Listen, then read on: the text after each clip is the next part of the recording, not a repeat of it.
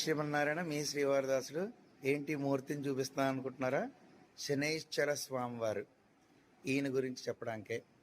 అయితే ఏలినాటి శని, అష్టమ శని, అర్ధాష్టమ శని, శని మహాదశ ఇలా శనైశ్చరుడి యొక్క ఇబ్బందులు ఏమైనా ఉన్నాయి అని గనక మీకు తెలిస్తే మీరు వెంటనే నల్ల నువ్వులు తీసుకుని ఇసుక దుమ్ము లేకుండా జల్లించుకుని కొంచెం పొడి పొడిగా వేగించి వాటిని తర్వాత బెల్లాన్ని ముద్ద చేసి రెండు కలిపి చిమ్మిలి చేయండి.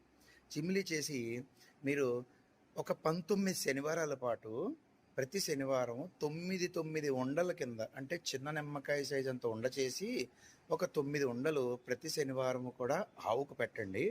ఆ గోవుల్ని సంరక్షించుకునేవారు ఎవరైతే ఉంటారో వారిని అడిగి పెట్టండి. ఏ ఆవుకు పెట్టచ్చు, ఏ ఆవుకు పెట్టకూడదో వాళ్ళు చెప్తారన్నమాట.